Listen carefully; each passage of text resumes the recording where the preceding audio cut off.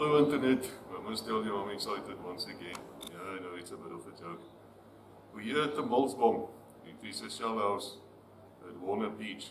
Is that right? Yeah, Warner Beach. Warner Beach. And we have a 480 member here called Pierre Lundberg. But if I say that wrong, he's going to repeat it.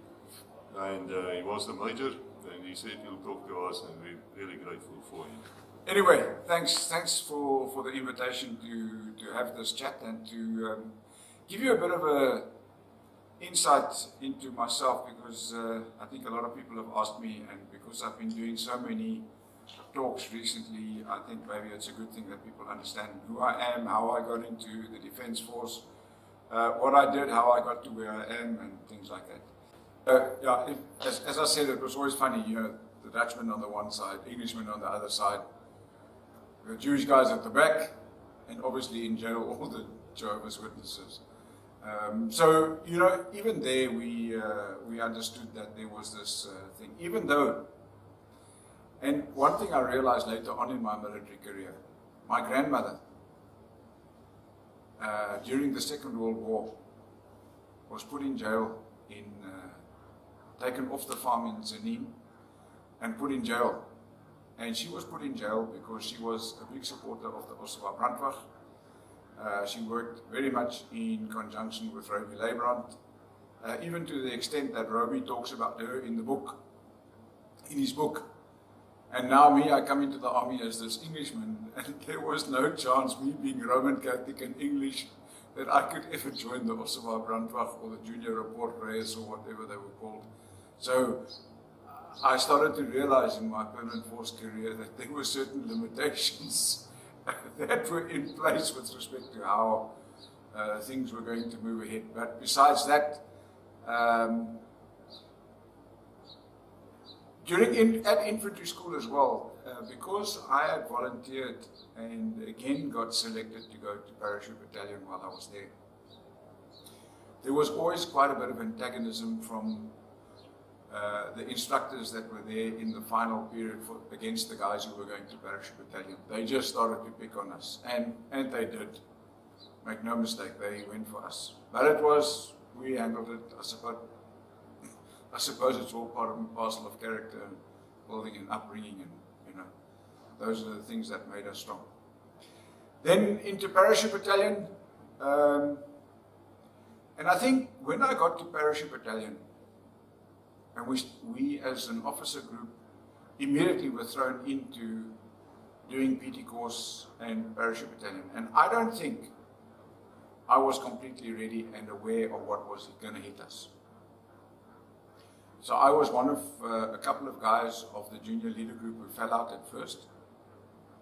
But so we then carried on and we took basics, and then when we finished giving basics, with the group that we were giving basics, we then did jump course, and I then came through and we carried on with that company. And that was I think one of the strongest A companies of Parachute Battalion, the 77 intake. We're a unique bunch of guys still today. If we go to reunions, our last 45th reunion or the 40th reunion, we actually had 95 guys there, and that for me was amazing to see all of these guys there, all of us now 60-year-old plus, and we're still all active in communicating with each other. So a big bravo Zulu to that group, because it's really been a great bunch. And I think to a large extent, having been exposed to them and going through me training with them and also imparting on the knowledge with them also was part and parcel of my character building later on, which started to come through. And in December 77, we were then taken off to the bush, and we did our first bush tour. And during that period, I think we also learned a lot about each other. We learned a lot what was going on in this war. And we hit the area in a very, very heavy rainy season. And we were still on Unimogs, and the start of the Buffalo era when we got involved there. So it was quite a unique period. At one stage, early in January, I remember us being flown out, 2 Falks, flown out. All of a sudden there was a problem with 3-2 Battalion where they were in big trouble, and we were flown out. We were doing this operation where we got called out to come and help 3-2 Battalion. And it was a very interesting thing because 3-2 Battalion had a huge group outside in Angola over the Cup Lane, and this is the first time that we now going over the Cup Lane. And they had quite a number of folks wounded, including Eddie Viljoen, who was wounded in the neck. And the guys that were still there as officers were Dan Delaray, Steve Barnard, Eric Rabi, and then some of the other guys. And we actually worked with them and helping them bring them back across the Cup Lane.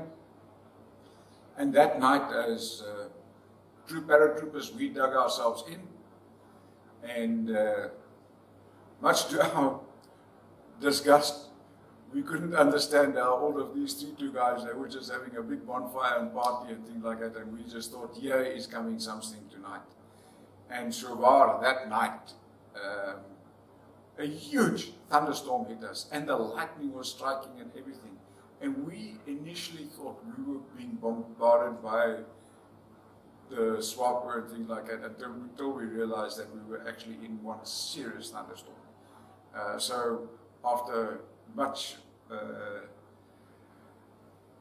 time of being worried, all we did was got exceptionally wet, and eventually we got that sorted out. But that was the first sojourn in, and that was our first work with 3-2 Battalion as Alpha Company then.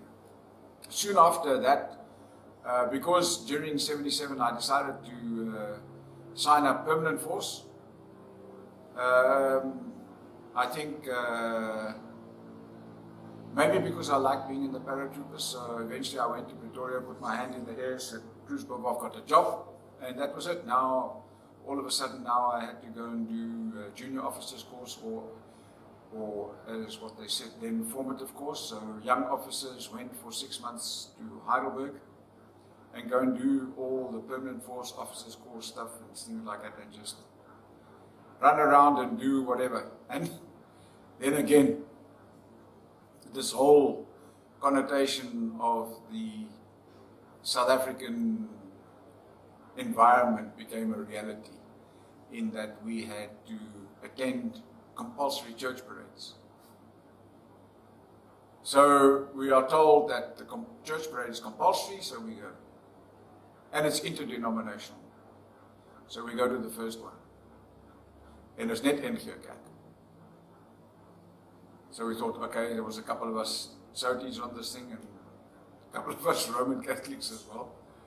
And so we decided, let's see what happens for the next time. And the next time, there was another compulsory, and it was said it's interdenominational. So I asked, who's the Dominee? No, they said it's another Dominee from some other gereformeerde kerk or something like that. So we said, okay, we're going to go.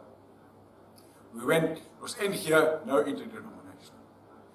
So the next time we had a church parade, myself and the rest of the Catholics, we decided we're not going. Monday morning comes, on orders in front of Major Brink. And so he asked us now, tell me the story, what is this, why are you guys not doing this? And then I explained to him, I said, listen, you said it's interdenominational.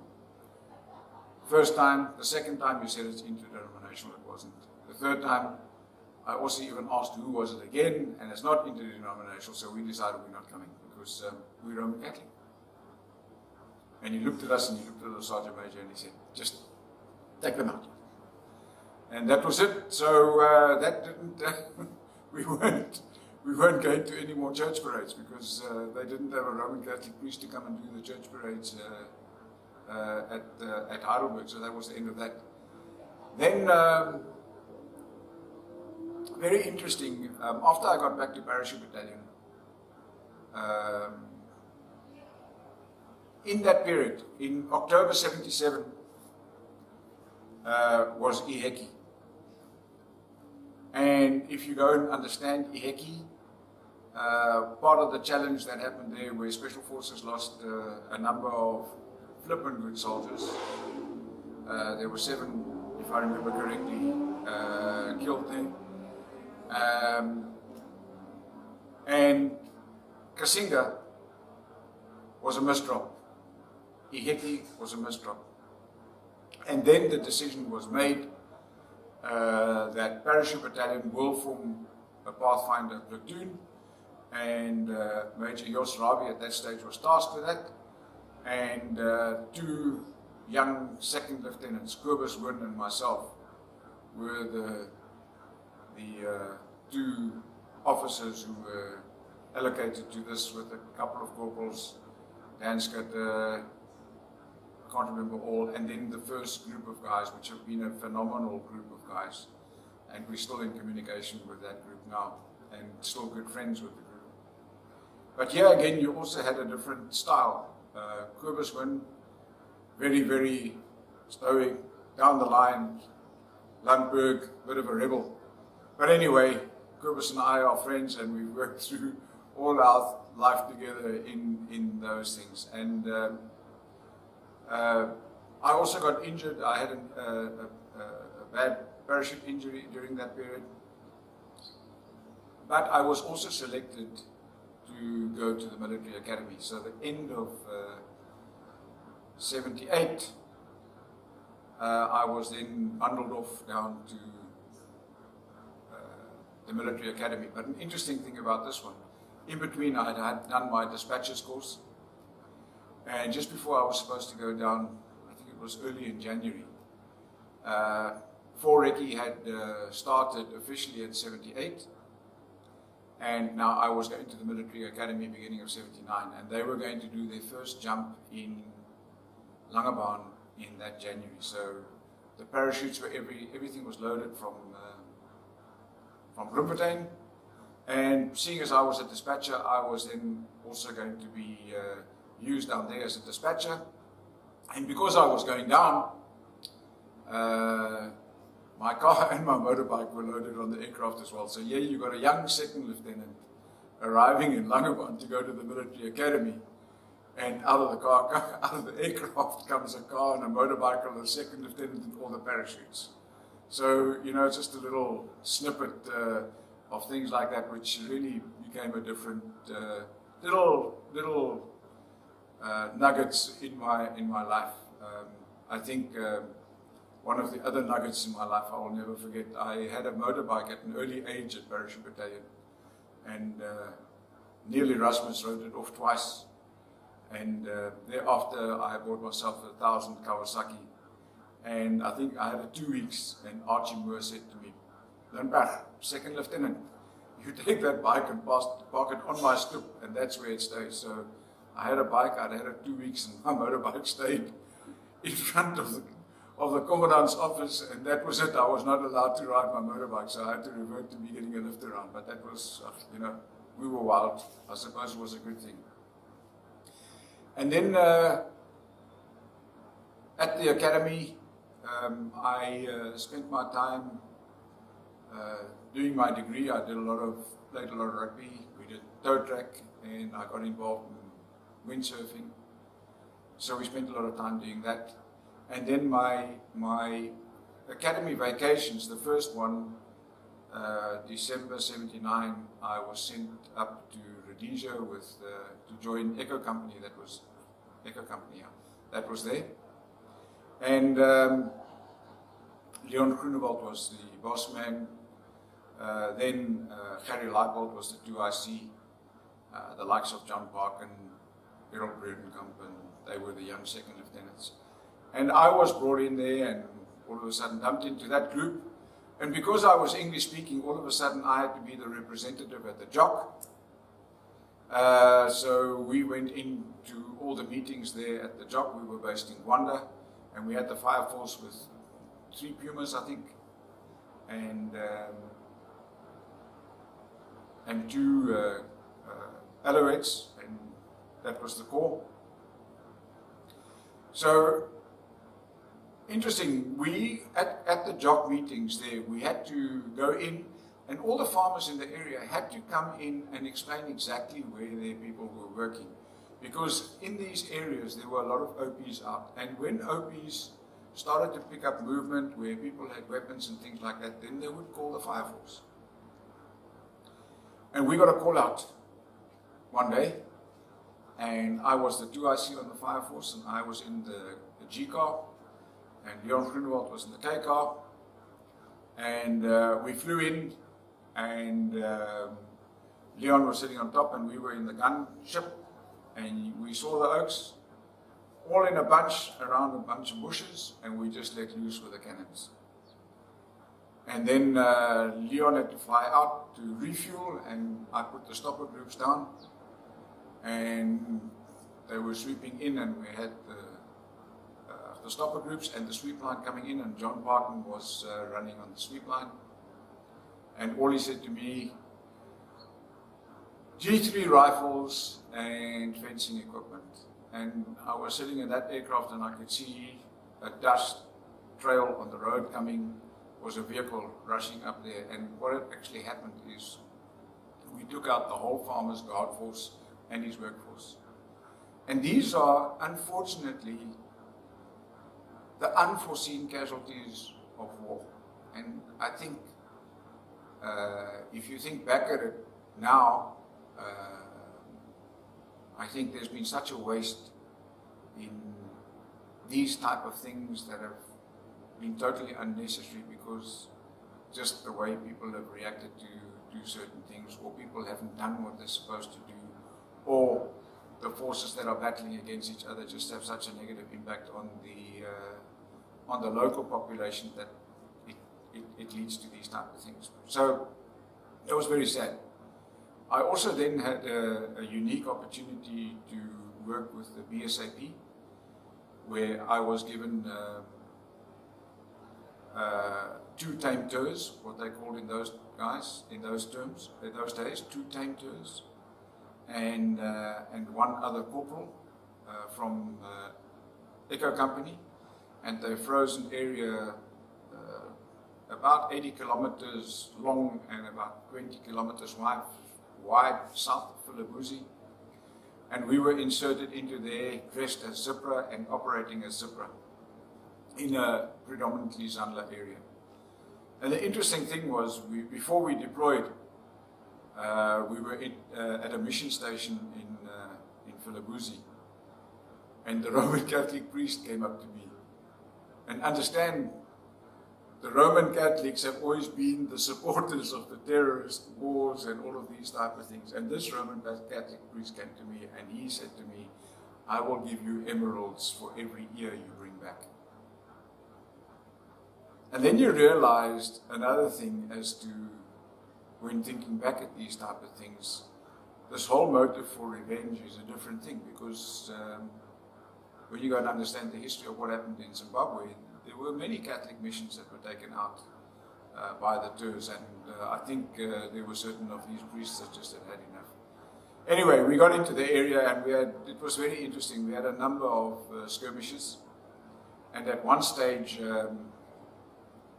we had quite a big firefight, and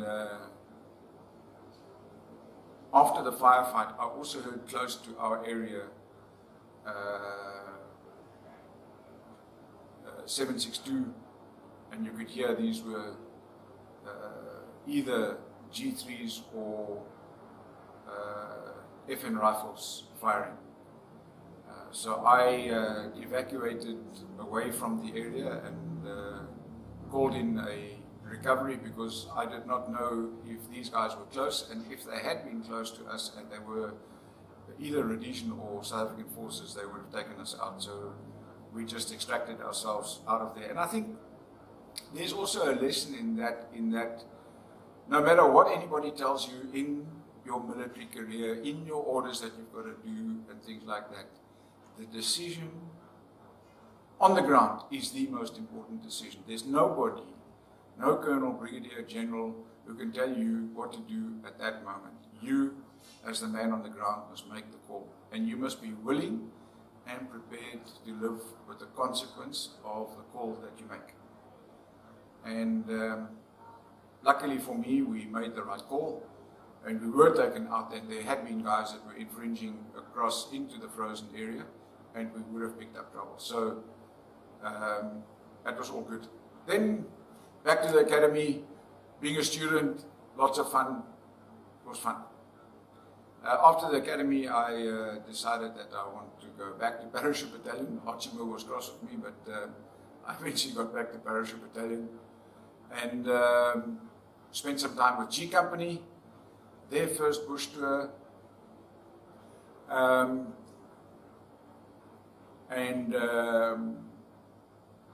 of the contacts that we had there, one of the scouts, Emsley, was wounded. And still till today, I will never be sure if he was wounded by own fire or by enemy fire. I think it's one of those things as well. In the moment, when you have the scouts in front of you and you've got oaks firing from behind you and things like that, you know, it's difficult. If you're getting into a contact and all of a sudden the things start firing and things like that, how quick are your reactions and how aware are you of where your scouts are and things like that? And I think that's, in my mind, there's still a question around, did he pick up an own round or did he pick up an enemy round? And who knows? I think, I may personally think maybe he picked up an own round. And that's also sad because, it's not meant to be like that. So these are a couple of things that still today, will play at me. Sometimes you think about these things, but, actually you have to move on because that's what we've got to deal with. And then when after a while on the bush tour, I got called back to Parachute Battalion, and now they sent me to 1 Recce to go and do minor tactics. And I ended up on minor tactics with Wynand du Toit, Sarah Krier, who had done selection whilst at the military academy just before we did our finals. And I thought about it, but I also said I'm not ready for it, so let me not go and embarrass myself, because if you're not ready for it, don't do it. Let me not go and embarrass myself and then maybe thwart something for the future. So eventually I went now on to minor tactics, and we were 2 intruders there, John Tors and myself, and we did the course with the group. Man, did we learn a lot. It was tough. It was very, very tough, and we learned a lot. And you must understand, all of a sudden the 2 of us from Parachute Battalion were inserted into this group who'd spent a year going through all their cycle courses, been through selection, going through all their cycle courses and everything. And here at the final stage, we come and do this with them. And I think having done that and having worked with the guys on that course,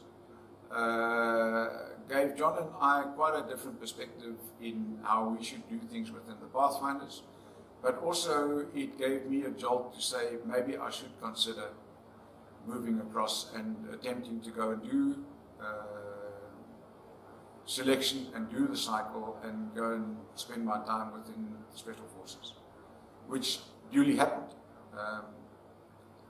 But before I went, I had a massive parachute accident in February '83, and I was actually knocked out in free fall, and that's how I hit the ground.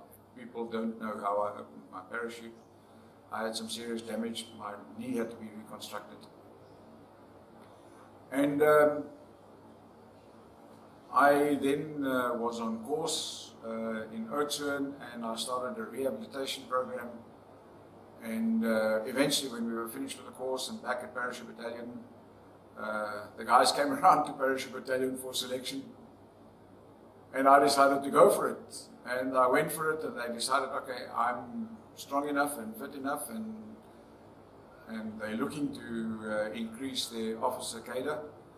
So I was selected to go. However, what they did say is that there is a problem still with your knee. So we want you to come to one Recce, then we want you to go and see certain of the specialists.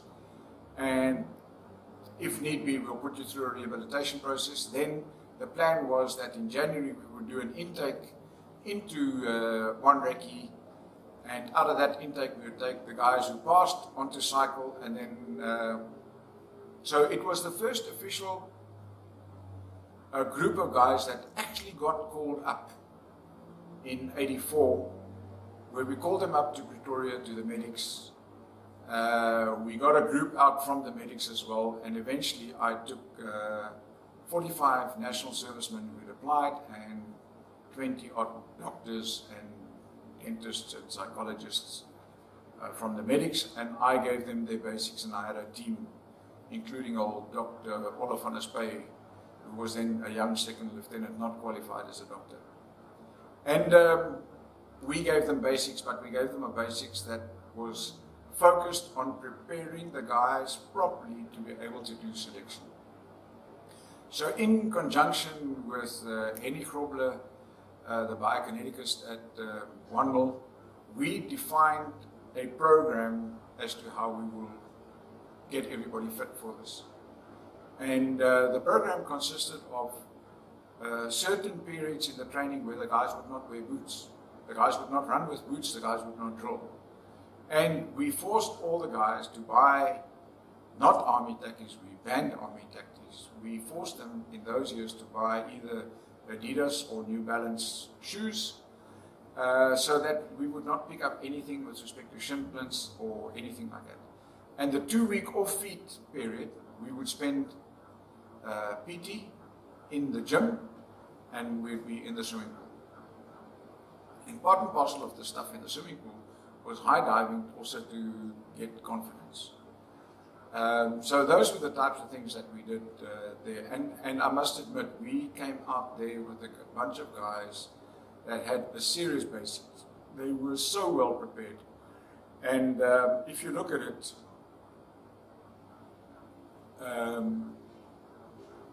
the guys during physical selection that came through physically, but it was decided from a psychological point of view that they were not going to continue further. They were moved away and sent to Bloemfontein, and a week later they started PT course at Bloemfontein, and they all went through PT course with flying colours. So I think that was testament to the way that we actually trained the guys on basics and how well prepared the guys were. Every Wednesday afternoon we started to build up that the guys would start walk, route march, and eventually we were doing on Wednesdays 35, 40 kilometers with 35 kilos in the back, everybody in a squad. We would run a squad 10 kilometers in 45, 50 minutes. In a squad we would run the group, and I think there's much blood and sweat and tears lying with that bunch in the amphitheatre at Fort Recce, where if they had a couple of dirties, I sorted them out in that arena. So there's a couple of guys who have some sweat and blood and tears from there. But anyway, that was part and parcel of the training that we did, and it was amazing because if you look back at that, we had 1,800 applications from the National Service intake. We called up 365 guys. I took 45, and out of that, 4 guys qualified at the end of the year. And I think if you look at that ratio, that speaks to what Special Forces actually is, and why there is such a pride in the guys who are operators and are operator qualified, is the level of training. And people only think you pass selection. You are on a continuous process of evaluation throughout. The last guy that we washed on the course, when I was giving minor tactics to that group, the last guy we washed on the course, right at the end of the course, was Bruce Fiddler. And 8 months later, Bruce Fiddler was killed in action with the medics and won the honoris causa for his actions. And he was tasked to go and do that because Chris Blunden, who was on that whole cycle with him, knew how well he was trained. And he saw him working in a vehicle park at the medics and said, not a chance. You come in here and you come work with 7 men.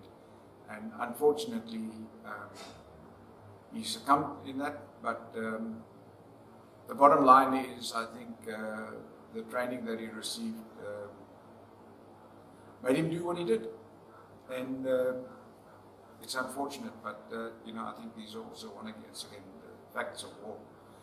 After having completed my term as, or doing my term as in cycle, I was then selected to go to Recce.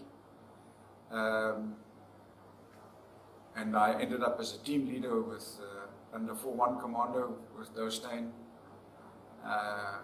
and learned everything about Seaborne.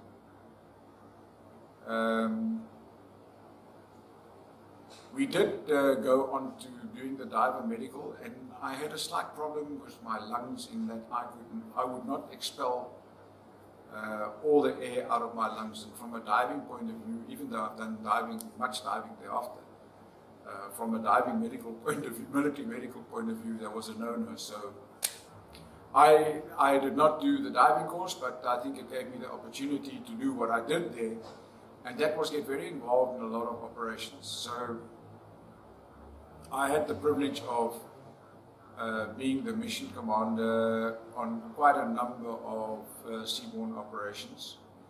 I think the two that are of my biggest highlights are probably Side and Rosday, where I did the reconnaissance on Lobito and Namib, and then was critically involved in Rosday, and I talk a lot about that. And then other operations up and down on either coast, and also just being fully involved in the abilities and capabilities of seaborne operations was phenomenal. And a lot of people have asked me, how do you actually relate the training to what you were actually able to do? And I'll give you an example. You get so used to and understand how to work within the water that until you have done it and learned it, you don't actually believe that it can actually happen. So the confidence of being able to lie in the water, to swim into a harbor, to go and do an attack, and because all the guys there in the harbor have been briefed that you're coming in, and you get into that water and you're lying in that water and you're looking 5 to 10 meters, you are lying in the water looking at the guy in his face. You can see his eyes and he cannot see you, or he's not seeing you. He can probably see you, but he doesn't know what he's looking for.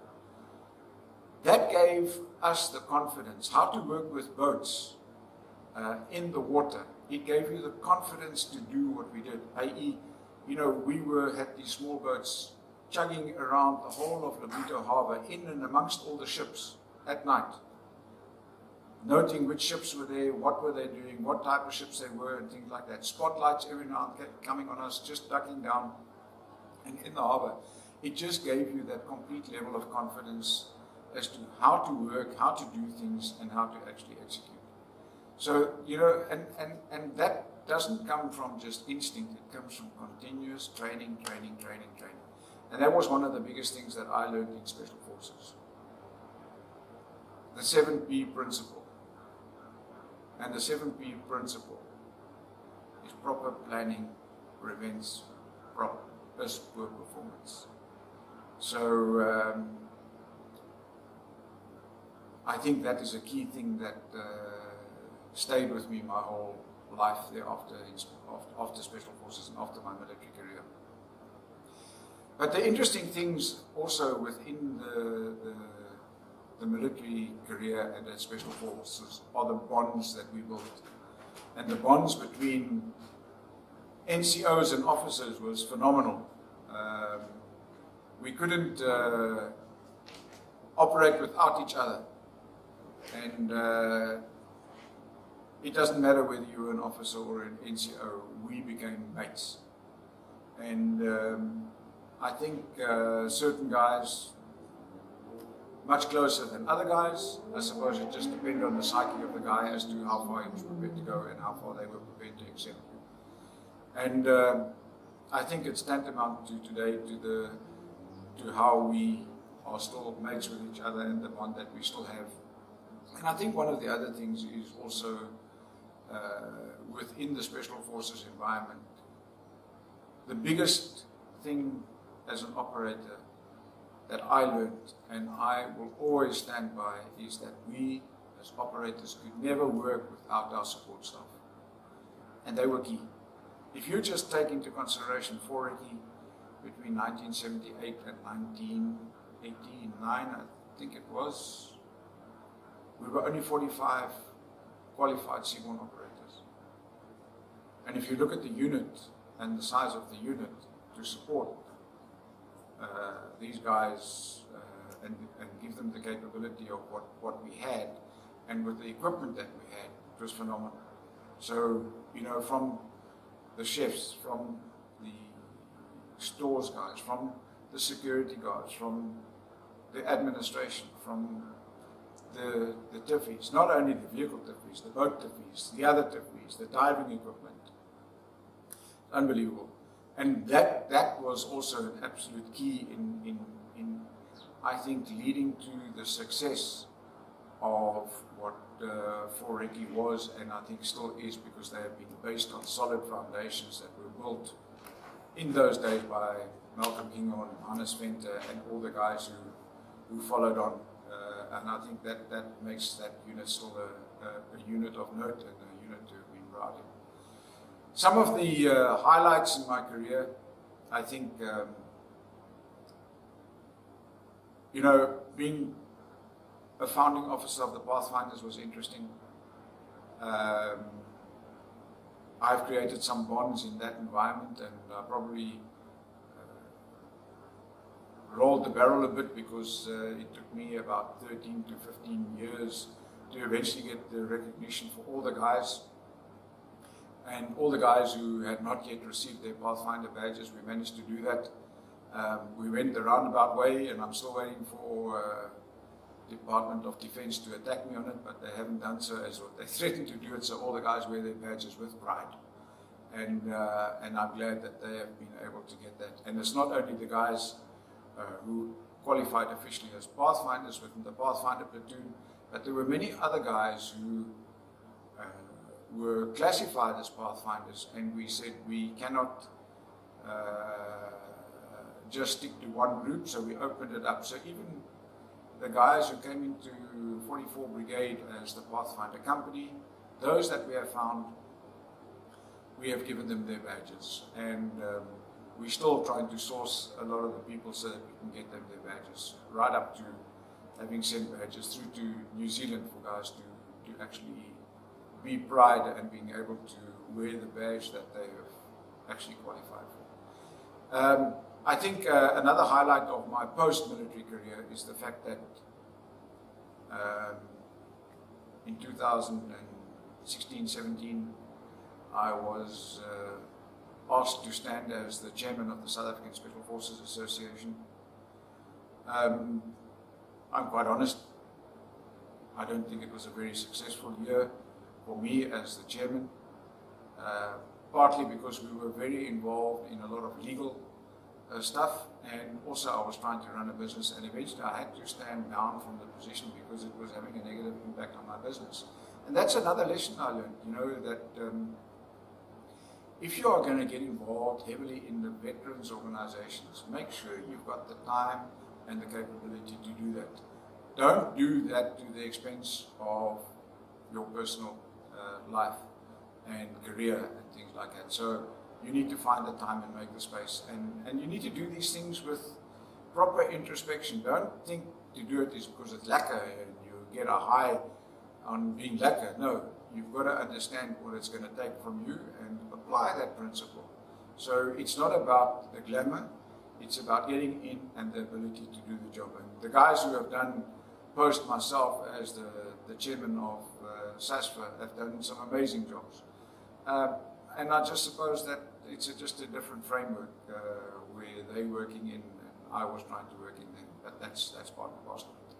But I think on the whole, I started off as a young circle. I ended up as my term as a major. I suppose I'm going to say it. The reason I resigned from the Defence Force, I was going to take over a unit in the CCB. And one of the very famous guys was coming out, and I was going to take over his region. So as an officer, I had to resign and was going undercover. And then I got an offer from outside, and I went back to the powers in Pretoria, and I explained to them, and they said I must make a choice. And eventually I made a choice. It wasn't a popular choice amongst the commanders and things like that. But then I think back, and to that was the end of '88, and in March '89 the Harms Commission burst on the CCB. So maybe it was a blessing in disguise that I actually made the decision not to go, because it would probably have been a completely different life that I had, and probably would have never had the experience of doing what I did and got involved in the mining industry as a consultant. You know, I had the opportunity to run an airline that was in a transition from being amalgamated, became Link Airways, and it's now probably one of the most successful airlines in South Africa, SA Airlink. And then being able to eventually get into a position to run my own business during very difficult times. And now, you know, getting involved in some other things that are maybe a bit controversial, but I suppose adding value where I can. And I think part and parcel of that is also, you know, having a lot of time in the motorcycling fraternity, and having recently been appointed as the president of the Airborne Riders Motorcycle Club, which I'm very proud of. And I think we do some good stuff. We are a very tight group, and we have become very well respected amongst the biking community in Southern Africa. And I think there's a lot of work that's gone into that. So, you know, all of these things are part and parcel of adding value as a veteran. And then in the last year, having become a member here at Milsbom, you know, it's just been a whole different experience. And from a Special Forces operator now to be part and parcel of a moth organization where you've got choices sorted of guys who have done anything and everything in the military. You know, it's different to actually sit down, have a couple of beers and listen to their stories. They all want to listen to our stories. You know, we get tired of telling our stories at times. It's good to hear the stories of those guys, you know, driving buffels and driving vehicles on long convoys in to support what we did. Signalers doing what they used to do. Oaks were in the infantry doing what they used to do. And, you know, sometimes in Special Forces we didn't know what these oaks were doing. We were so focused on them. But everyone had their job. And I think this is one of the things that always amazes me is the guys did what they could with what they had and to the best of their ability. And I think that's a credence to what we as South Africans are. And if I just look around the world, you know, where are we?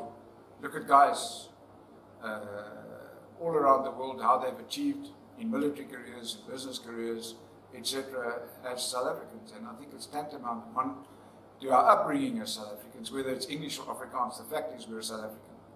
And we have a different psyche, we have a different approach. We know what it's like to be hard, and we know how to drive things forward. And I think that's what makes us as a South African tops and sought after. And it's been a privilege to have been part of it and been grown up within this.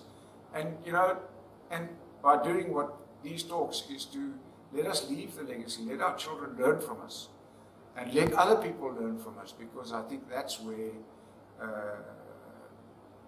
the ability to grow lives. And it's not just what you read in the books and learn from things, but in today's environment, let's listen.